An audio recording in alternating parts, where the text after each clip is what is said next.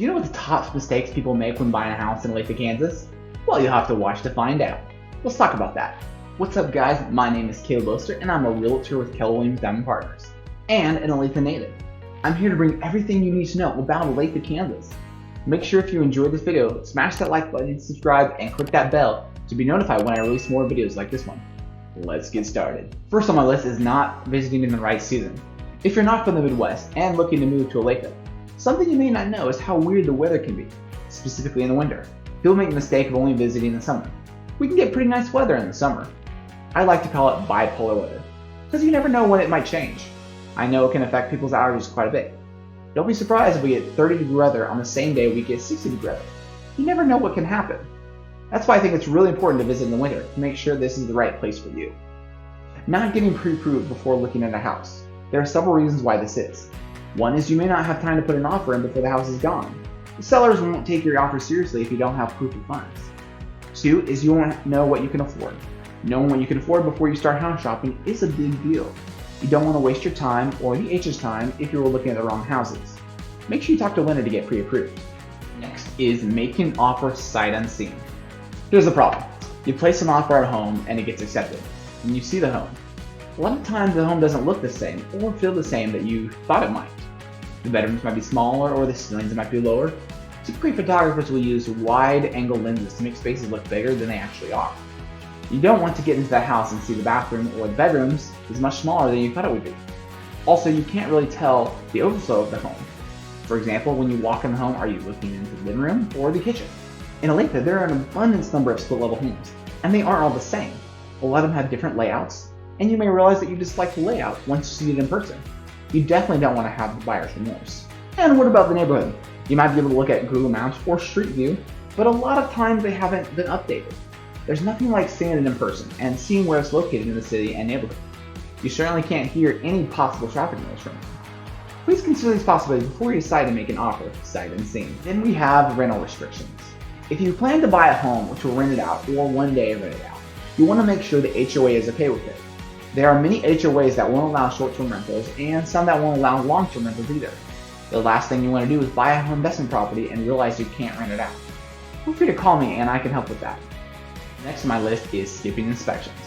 Skipping inspections is one of the most important, if not the most important thing to avoid when buying a home. I know with the market we were in the last couple of years, it was almost impossible to get an offer accepted without skipping or waiving inspections. But I'm telling you, it's not the way to go. Now it's become a little bit more of a buyer's market. It's become a lot easier to purchase without skipping inspections. Not to say that we aren't in a full-blown buyer's market, because some homes are still selling quickly. My point is, don't skip inspections because you never know what's hiding. You don't want a problem showing up after you buy the house. That's just going to cost you thousands of dollars. Buyer's remorse will set in.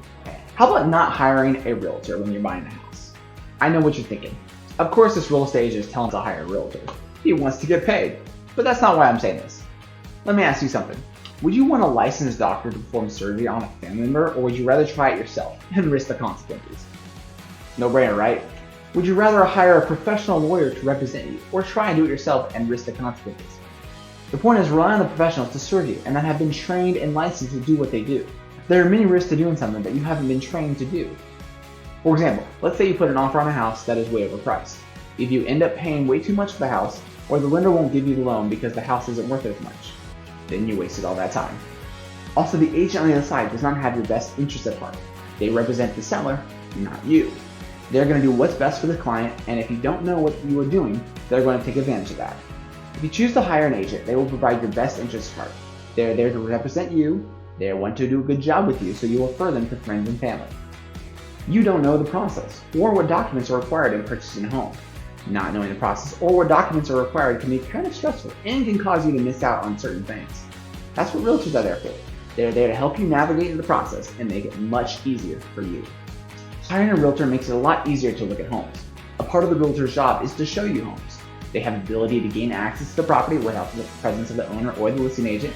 You have your own personal tour guide that can find out everything there is to know about the home. Someone you can trust, and not some random agent every time that you don't know.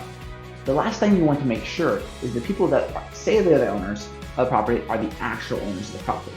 When you're trying to buy from a for sale owner, you have to trust that they aren't trying to scam you. An agent will have the ability to verify that they are indeed the actual owners of the property and are not some scammers. You don't want to accidentally give someone money that just runs off and you never hear from them. Be careful. The last thing I believe you should avoid is buying more than you can afford. You might be able to get pre-approved for more, but can you really afford the payments? Always consult with your lender and realtor to make sure you can afford these mortgage payments. You also have to consider all the costs that goes into being a homeowner, because the last thing you want to do is sell it or go into foreclosure. Well, that's all the time I have for today. I hope you enjoyed this video and found it informational. My info is below. Feel free to contact me. If you did enjoy this video, please do me a huge favor, like, subscribe, hit that bell to be notified when I release more videos like this one. Being an Olathe native, I know all the ins and outs of Olathe. Once again, my name is caleboster with Keller Williams Design Partners, and I'll see you in the next one.